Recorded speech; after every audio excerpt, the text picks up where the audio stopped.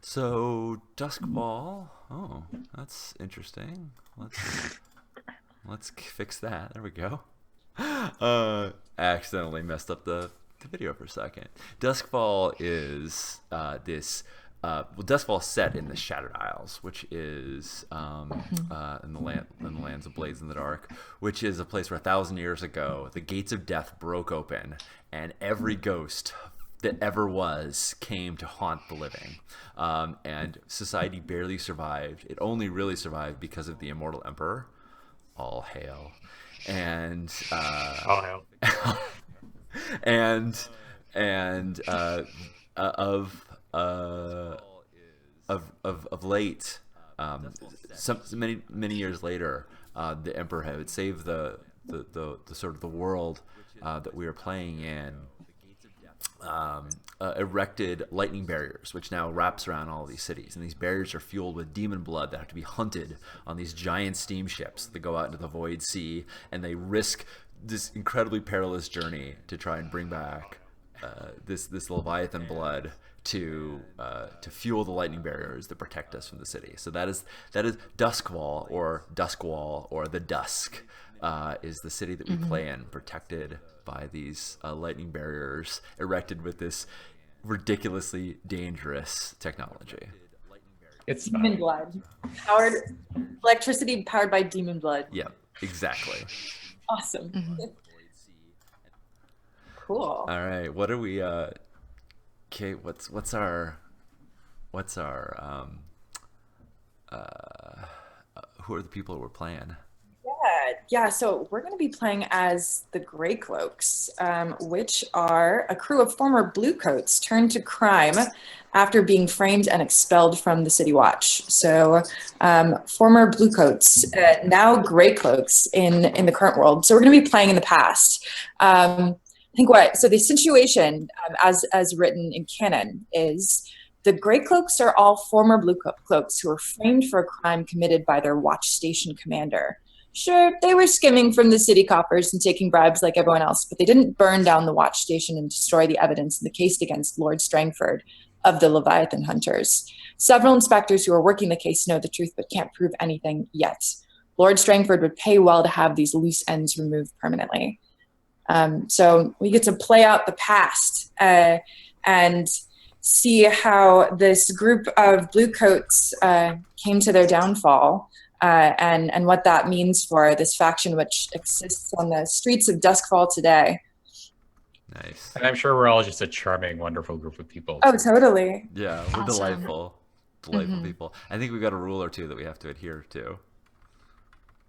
Making this language. Right, because we're going to make our secret language to communicate with each other, which will lead eventually into a fully formed Thieves Cant that will spread throughout Duskfall. But this is our secret language so that we can discuss what we are up to without being discovered. Awesome. So, thanks everyone for coming to the first episode of Actual Play. Hey, Kate, Akane, Karen, and I are all going to play out a game of Dialect today, and then once that's complete, we're going to play a game of Blades on Thursday, and we're going to fuse those two together. So this is set in the Dusk that you know and love, and we're going to play Dialect. Now, for everyone in chat who has said that we have lots of drop frames, I apologize. We set the bitrate down as low as we could without us all just looking like a creamy paste. I did upgrade. I did just purchase faster internet speed access, but it hasn't come in yet. So the good news is that this will go up on YouTube. So if the video is just impossible and it's too laggy, then you can listen to the audio now or come back and watch it on YouTube, where I will have the locally recorded versions that are much cleaner. But anyway, this is Actual Play. It's our first show. We're going to see how it goes. I'm excited to play. Awesome. Yeah, mashing up two things and then playing in the world of our Thieves Cant. It sounds awesome. Mm-hmm. Yeah, splitting in the peanut butter to the chocolate, which is Blades in the Dark. Yeah. Totally. Yeah. Chocolate. And actually, before we start, since we have the creators of Dialect here, why don't you give it a little pitch for the game that we're playing right now? tell us about Dialect. Sure. Yeah, so Dialect is a game about language and how it dies. That's the tagline. In a game of Dialect, you play in a backdrop as an isolated community, and you end up like going through and experiencing what happens to these people as they are defined. You know, they rise up to something and then ultimately fall. And along that path, what is the interesting lens of how you look at them is you end up building up the language that makes them unique, their sort of particular brand of speaking, and that ends up being like a neat window into who these people are and like provides the bones of your story. And so what we're hoping to do today is do that within the given canon of Blades in the Dark, and then use the language and the Thieves Cant that we come up with in our Dialect game today in a subsequent game of Blades in the Dark. Yeah, and in a lot of ways, this is kind of like hacking the Dialect system into fitting into a home campaign, so you can make your own language for it. And there's Marvel Keith Setz is writing a chapter for us on how to do that. So we'll be testing that system out here. Yeah, that's what we're playtesting right now. Oh, It's exciting. Awesome. I'm going to be scrupulously recording everything and definitely being the grammarian here to make sure that we've pinned down our parts of speech. Mm-hmm. You deserve some kind of like lapel or badge for. Yeah. I have to make this linguistics degree matter sometime, okay? I'm still paying it off. Twitch is the answer to making all of our degrees relevant, I think. Yay! Just so you know, Hakan, you said you wanted to hear about this. Fake Alex Blue has just said, can I just say books or games sorted by color is big heart, big blue heart for you? All credit goes to Kate on that. And yeah, as you can see. In both rooms. Mm-hmm. Yeah, I agree. That's what taste is. You'll also get to see how like all 3 of the Dominion expansions we own are on like opposite corners of the book. Because they're different colors. Taste is a higher power that you have to. Yeah. Yeah, chromatic sorting is really the way to go. Mm-hmm. Absolutely. So I'm gonna do this thing. I'm gonna switch over like crazy, and we can see the aspects that we're starting with for this game. So right now what we have up is the dialect, the dialect drawing, and so the 3 aspects that we decided on before we started was that because we're playing the blue coats before they become the gray cloaks, that we're blue coats, and we'll all sort of define what this means to us, but just at a high level. That we are in a crushing debt to Lord Strangford because of doing something bad to one of his ships, we think, and in order to sort of cover that crushing debt, we are performing some extortion.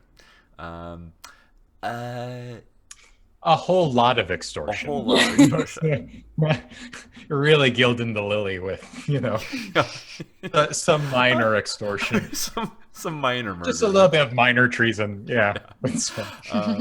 Hey, Kate, I'm not sure if there's a better way to do this. If I was super covert, I would do it in chat. But someone has asked if you could drop your mic volume down a smidge in the Zoom settings. So I will try and do that in the Zoom settings. Thanks, Gage, 12K. My laid-back speech patterns have me far less audible. How about I sit forward, closer to the mic, like I was planning to? Let's do that. Okay.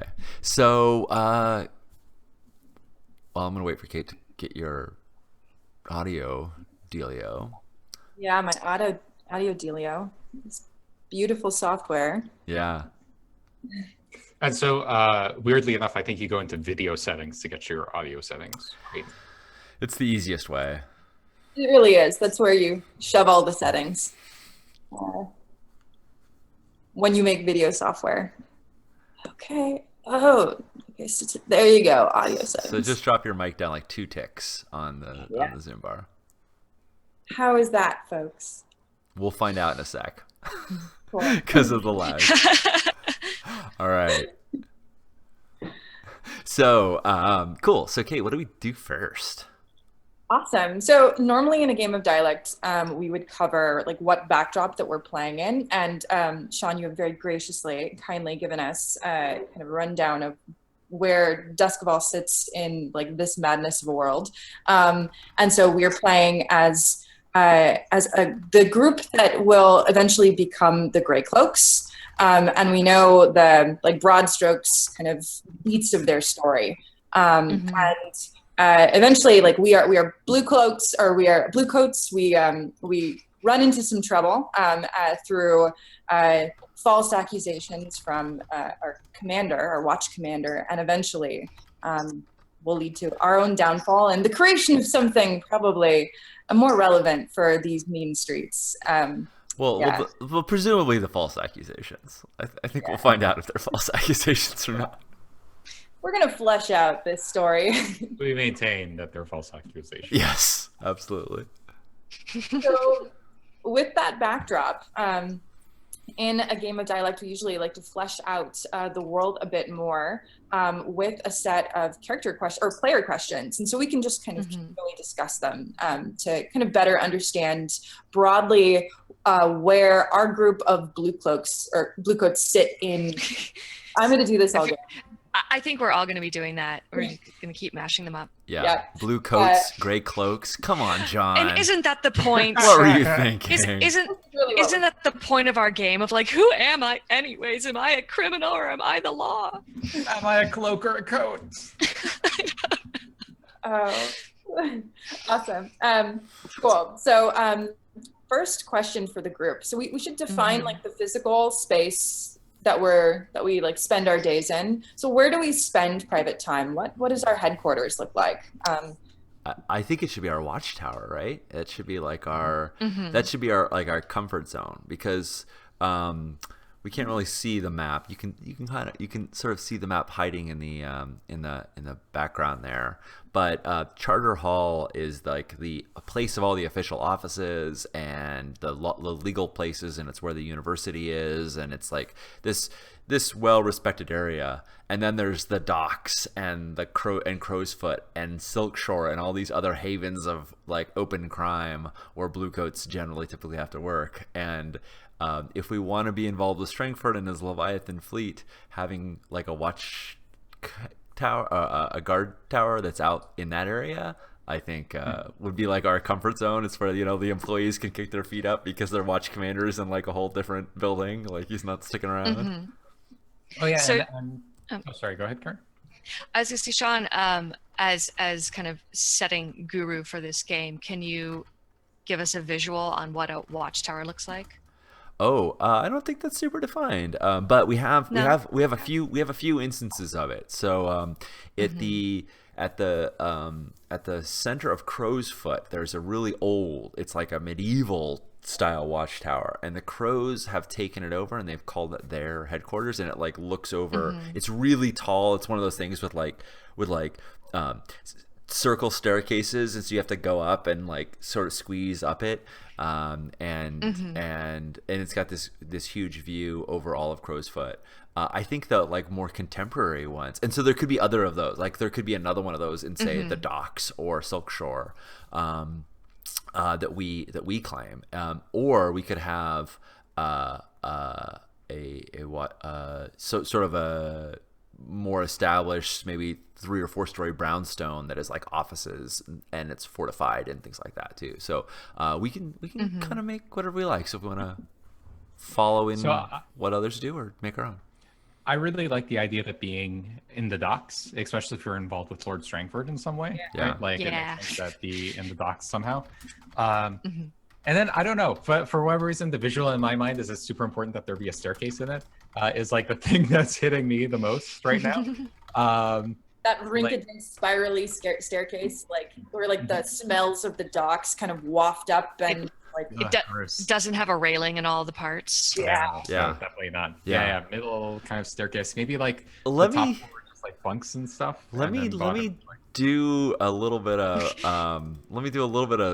quick research into the Crows and see if I can find out when they took over this watchtower. Because if we have the Crow's Nest that later gets taken by the by the Crows and that sort of fits in the timeline, that would be super cool.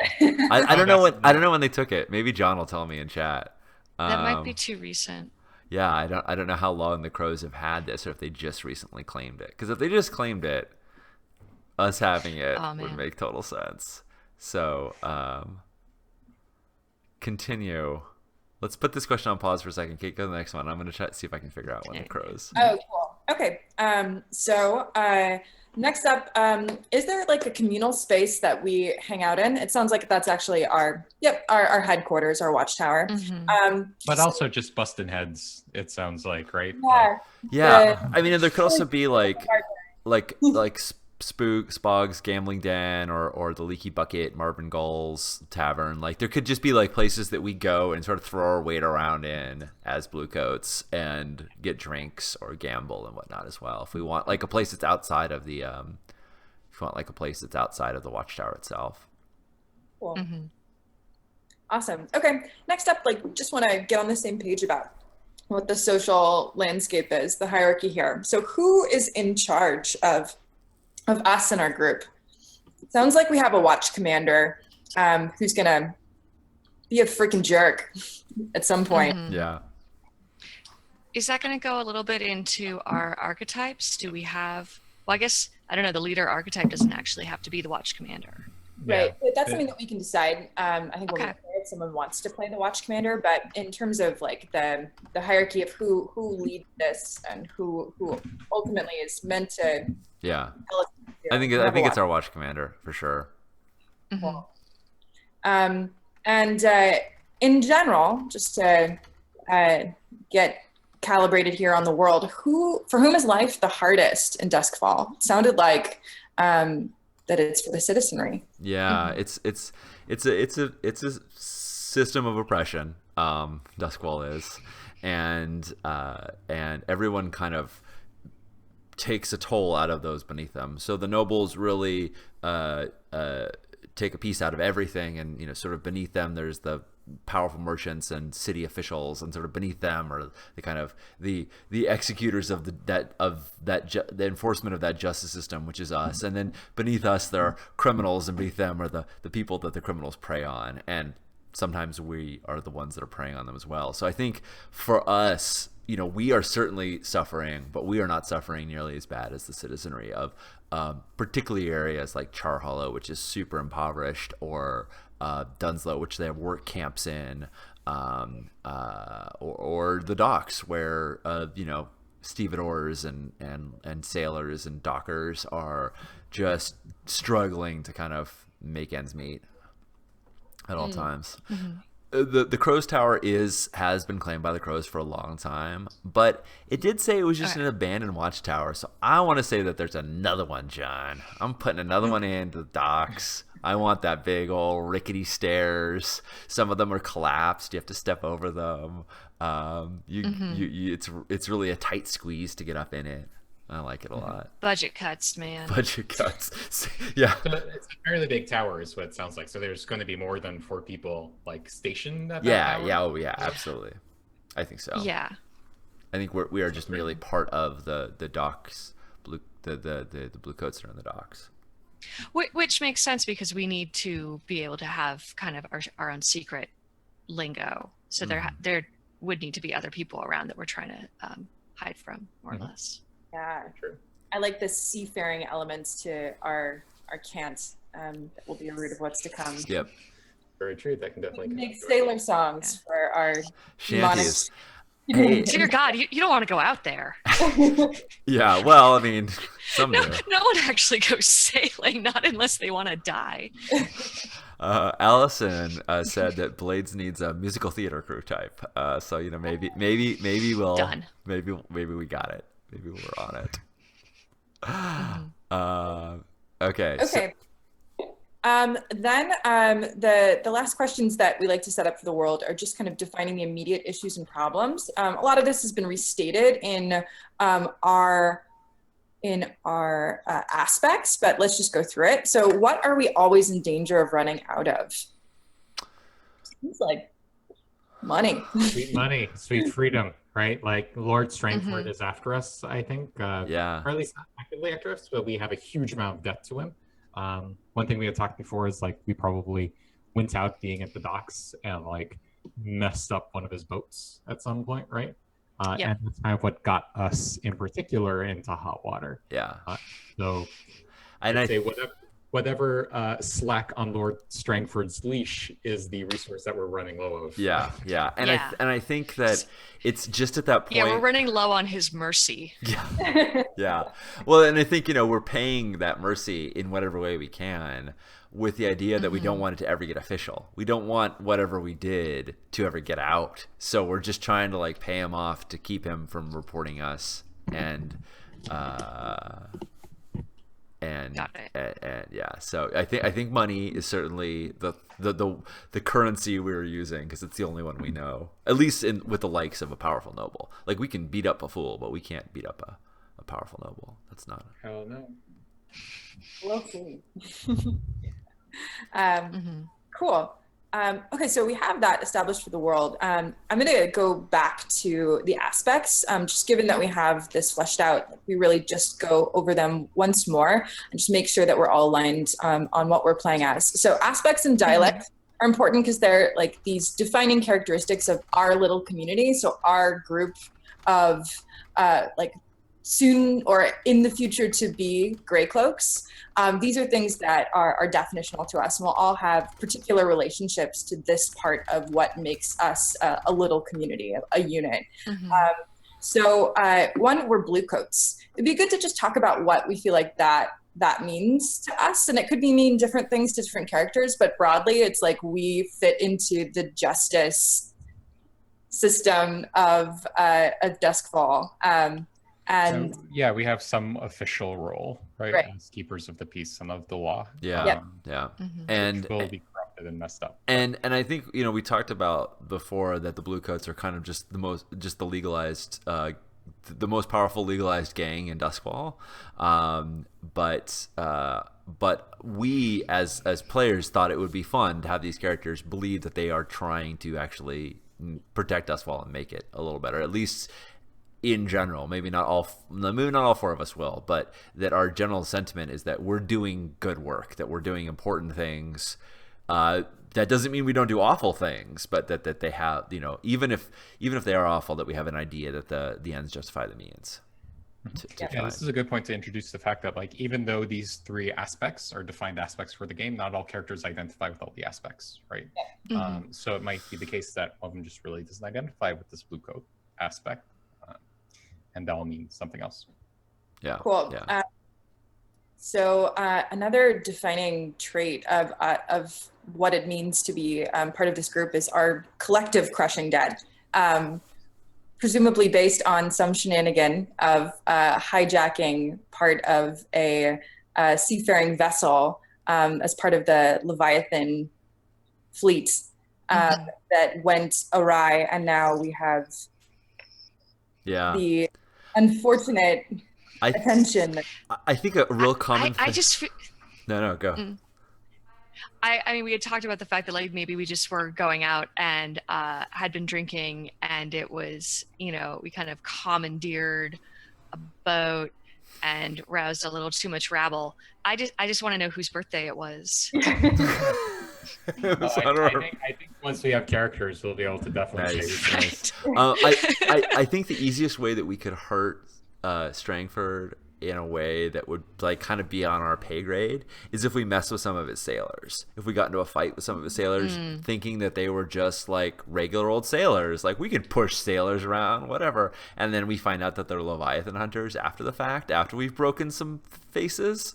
That we could have gotten drunk, tried to take one of their boats, fight one of their smaller vessels, fight them over it, take it from them, and then only find out that, oh crap, this was Strangford's. Because we certainly would never try, I don't think, to go into a Leviathan hunter and start stuff. That's like walking into the Pentagon, right? I think that would be way above our pay grade even when we were drunk. But taking out some of his sailors, I could totally see us doing it. Cool. Awesome. Do you like that we got into a big fight with Perfect. Cool. Oh yeah. Cool. Cool. And then the last aspect that we'll focus on is the day-to-day extortion that puts a Paul and a little bit of color into our lives. That's just how we do. That's what we do. That's how we make this money. Yeah, right. I think it's what we did before, and now it's what we got to do in earnest. Because before it was just like to pad our pockets, right? It was a hobby. Yeah. Now we got to double down. Going pro. Yeah, right. We're the occasional extorters to the and it did occur to me that if we wanted another place, someplace that was like a hangout area, but also an area of contention for us, that we might call a place like the Leaky Bucket, who's owned by Marvin Gull, who used to lead the Crows, who's a powerful crew. That might be a place that we go and like push them for money because we're bluecoats and everybody pays up. Like people pay up to them, but they pay up to us. If we want that as like a sort of a casual place that we would hang out. I don't think it's a place that we would be liked, but it's definitely a place that we could probably just be like, whatever, we're showing up because we can, even though there's a ton of criminals there. Yeah. If we like messing with the Lampblacks and the Crows and some of the other gangs in the city. I think it's fun to just like be amidst them and not even care because we're bluecoats. No one's gonna touch us. I'm sure we'll be totally safe. Except for Lord Strangford. Perfect. I think we're good. Cool. Okay. Next up is creating characters. So these will be the folks that we embody. Whether or not, and one critical thing here for Dialect is that characters will each have their own relationship to the aspects that we've just defined, and they're based on archetypes. So ahead of time, we have divvied up a few possible archetypes to each of us. I right now am choosing between the Oracle, the Artist, and the Explorer. Do you folks have your archetypes up? Yeah, and what I think might be a nice way is as you pick one that sounds fun, you can just let us know and let us know like the vague idea for the character that you're intending to play. Yeah, usually the way that we would play is that you first choose an archetype, and then really as you choose the archetype, define which of the particular aspects that you'll have a relationship to, and then we'll go around once more and kind of really solidify how that archetype works in the world that we're playing in. So if I'm the artist, really what does an artist blue coat mean for this? Yeah.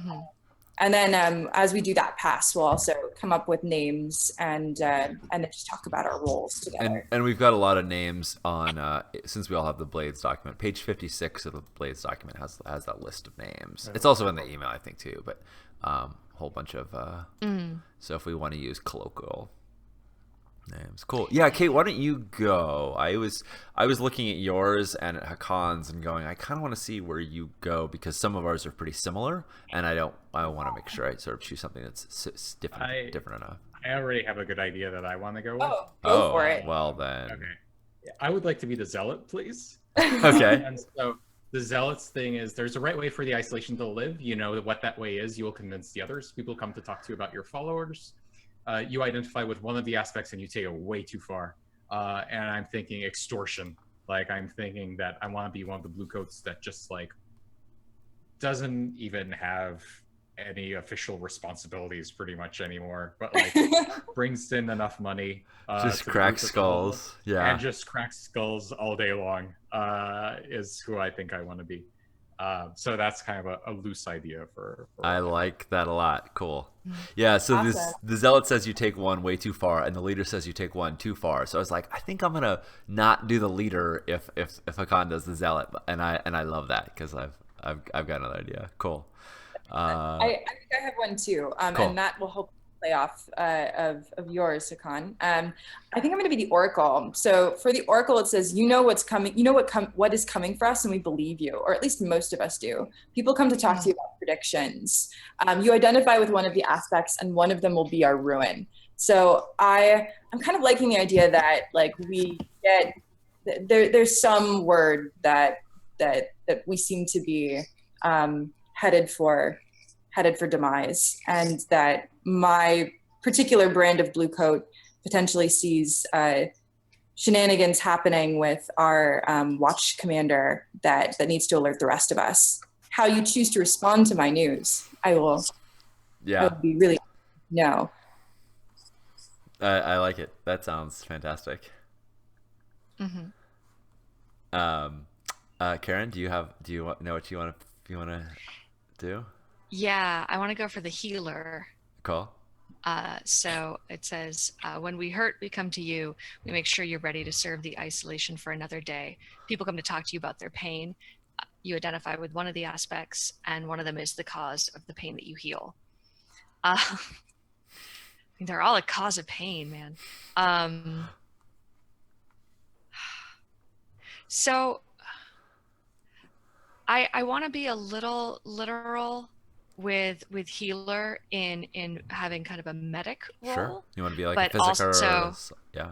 Yeah, but also obviously everybody needs to talk about their feelings while I'm patching them up, because that does seem to be part of the healer as well, because is the healing of the soul. I feel like, I don't know, they could all be causing pain. But which one So, do you think is causing pain? I think it's gonna be the extortion. Oh, nice. The one most directly involved with busting heads. Yep. Yeah, the extortion is the cause of the pain that I heal, which means that this is the one that is upsetting people the most, that I am like talking to you guys the most about.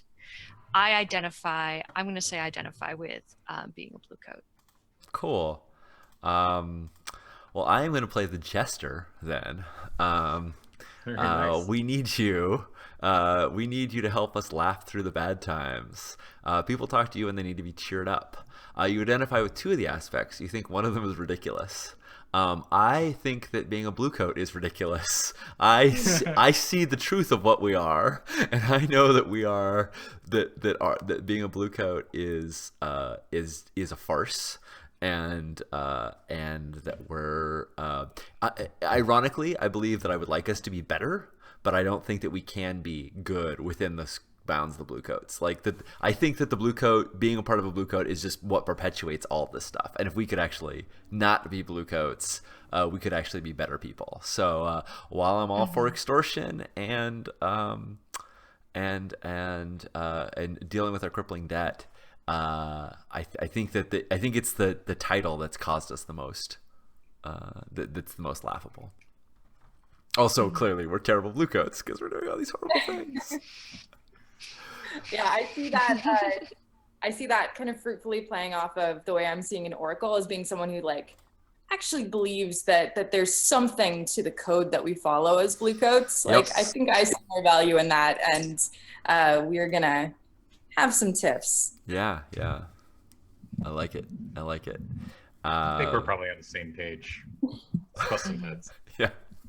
That's what this work is. Don't you know what you signed up for? That's what it's really about. Well, and it puts it. I think these will all pit us nicely. Cool. Nicely. Awesome. So then, like, now that we have these archetypes settled, what we would do now is kind of go and really instantiate these people into the world. So we'll make a name using the lovely guide in Blades itself. So pick a name, and then when we're ready, we can kind of just round robin go and kind of chat specifically about who this person is and their exact role among blue coats and our blue coat kind. Sound good? Yeah. Mm-hmm. Cool. So I am. I'm gonna play Syrah. Wait. Let me. I'm gonna search the doc real quick. Make sure I'm not making another Syrah. Not that it would be bad if I did, but yeah, awesome. I'm gonna play Syrah, and Syrah already has an alias, a name that people often call her, which is Bug. And maybe we'll find out why people call Syrah Bug. But But I think it'll be Syrah. Let's grab a name. Oh, I'm looking at the Aruvian names. That's interesting. Maybe I'm playing an Aruvian. I'm gonna play Syrah. She was an orphan, so we're gonna play Syrah Haig. Awesome. And That's the generic orphan name, or yeah. At least we said that like Hags are just a name that people take on the street. Huh. And so whether they have familial relations or not, if you grew up in Charter Hall, in fact, in Charter Hall, there's the Strangford home for kids. It's like an orphanage within there. So I could have some bad memories of Strangford in that way. Anyway, and yeah, so Syrah Haig. And I did accidentally pick an Aruvian name, but that's okay because it's a cosmopolitan place. So is Syrah? So Syrah is a member of the Bluecoat gang. Yeah, absolutely. I actually thought about the idea that Syrah could be an inspector rather than a bluecoat, and sort of just be like, "You guys aren't bluecoats. You're full of it." So if you How don't, long has Syrah been around? what's that? How long has Syrah been a Bluecoat? I think it's recent. I think she's young and kind of showed up, but she somehow sort of sees in her mind she sees the truth of it. So even though she is young to the Bluecoats, she feels like with her untarnished view, hasn't been indoctrinated and just like buying into it all. So she thinks that she could see through the BS that everyone else is selling themselves. So, what do you think about having a member that isn't one of the Bluecoats but is an inspector instead? The inspectors are typically more scrupulous. They're often at odds with Bluecoats, so it might not put us in like a cozy environment. I think I'm going to scratch that. I want to be a Bluecoat. I want to be hanging out in the tower and cracking skulls with all of you. Awesome. Yeah. cool. Is anyone else ready? I can go as well now. Cool. Yeah, why don't you go? All right. So I think I'm going to be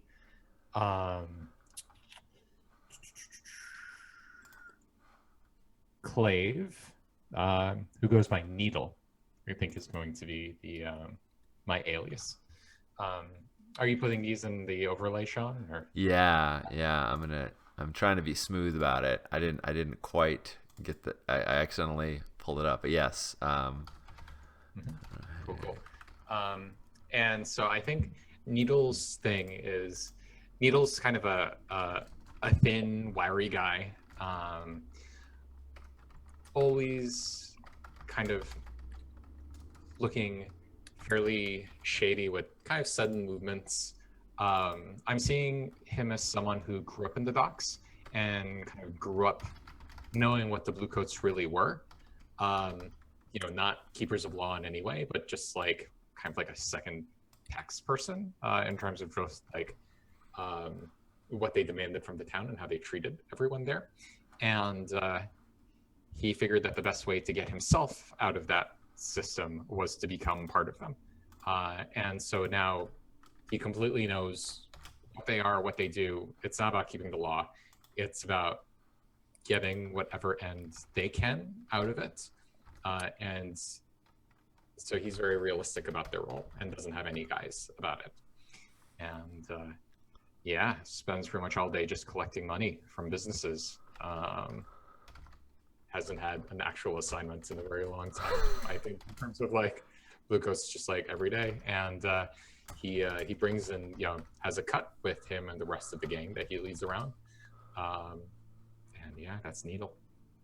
Do you think that our watch commander knows about your regular beat? Oh yeah, I mean, I think Needle, like a good portion of the extortion that Needle does goes back to the Bluecoats as a whole, right?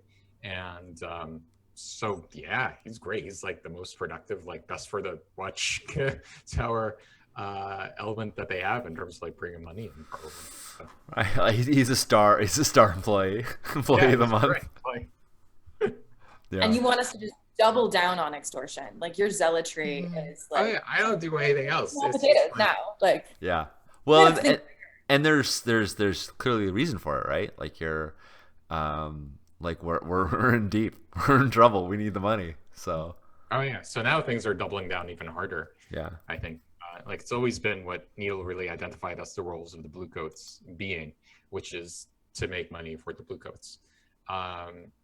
And now that we actually have a personal beef in it too, it's probably gone up quite a bit, right? Like businesses that were visited once every 2 weeks before are now being visited every week or multiple times a week. So we can share some of it with ourselves. Cool. Car alarm. Oh no. nice. uh, um, the other thing that I can imagine with Needle is that you probably have growing prominence just in your own importance in the group, right? Like if we're relying more and more on extortion, you maybe are thrust into a position of leadership in a way that you hadn't before.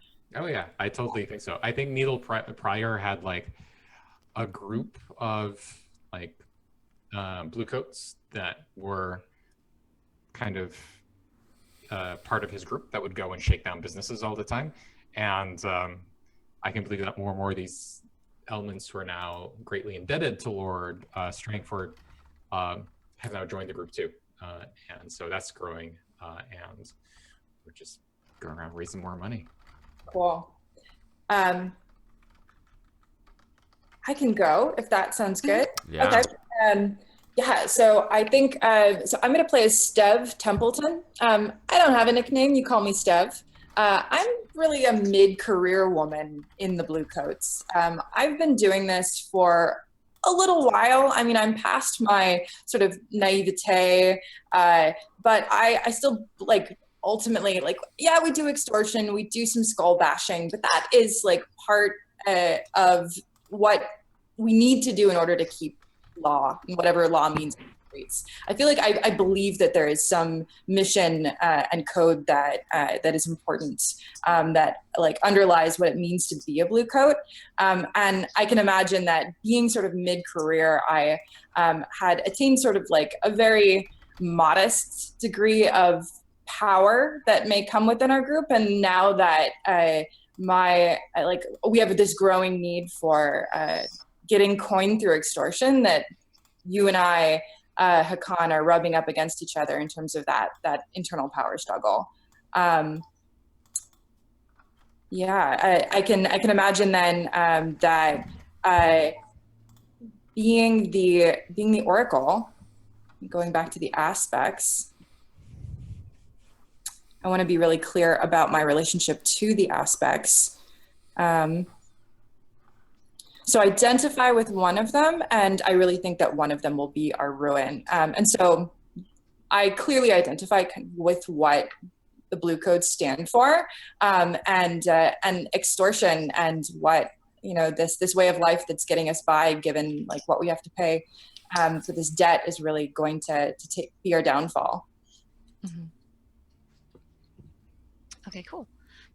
So I'm gonna go for Braden Vale.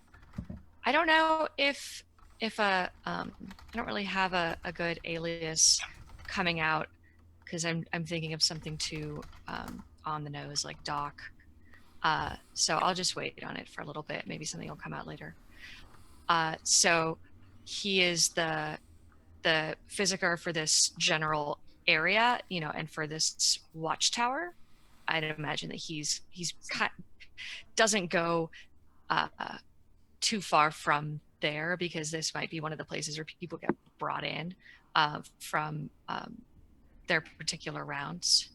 So he's mostly always there just waiting for people to be hurt because they did something stupid. Or someone did something stupid to them. It happens. Yeah. 12 other guys. Everyone's stupid. That's how jaded he is. And so as we had said before, I identify with being a blue coat. You know, I think that we are trying to keep order in this completely crazy, messed up world. And I'm definitely having to spend a lot of time not only patching people up, but kind of talking with you three about this extortion and what does it all mean, and what is it going to be doing to us? Because it's pretty rough, and like our lives got a lot rougher recently now that we've had to actually seriously try to save this money and extort more, and hopefully win back a little bit of Strangford's approval. Yeah. Perfect. Yeah, I mean, I don't even think he knew who we were before we messed with those people, right? Like, I don't think we were on his radar. Now he does. Now he does. Yeah. Nice. Yeah. So, I love it. I think we're all sort of pushing in different directions, which is great. Cool. Awesome. All right, now that we have our crew, we get into the nitty-gritty. I'm gonna pull up our Dialect Cant cards. Okay, so the way that normal turn in Dialect works is that each of us would have 4 cards that we divvy up, and we will base our turns off of this. I should say, like, just taking a step back, the way that we play Dialect is over a series of 3 ages. We're going to be first playing in age 1. In age 1, we are really doing kind of slice of life and understanding what our relationships are to each other in the world. And we'll be making sort of the words and like the bits of language that define what it means to be us as Bluecoats along the way. Then at some point, we'll transition into age 2 when there is an event that happens. And then we will deal with the fallout of that event in age 2 and continue to play until finally we get to age 3 when we meet our own downfall and devolve from the group that we once were. So a turn of Dialect starts with distributing 4 cards, and these 4 cards have 2 things on them. One is a broad concept that we're going to be defining for this world, and then a prompt.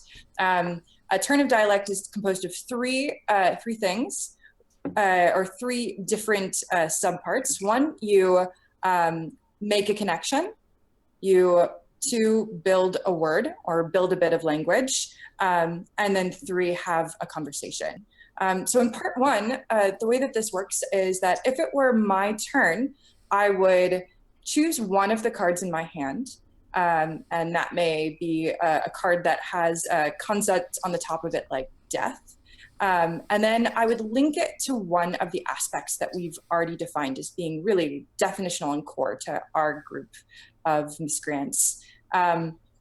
So in linking them, I would tell a little story, or I would explain why these 2 things are connected. And this is really my opportunity as a player to kind of build out the world a bit.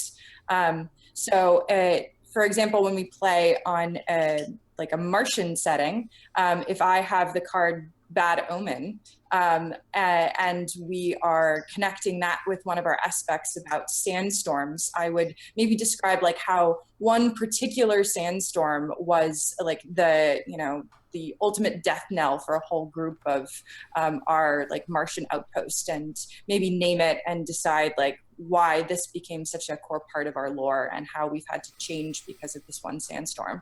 So you're really just defining the connection between that concept and the aspect. So that's part 1, make a connection. Part 2 is where we actually like build up the bit of language that we want to represent that connection.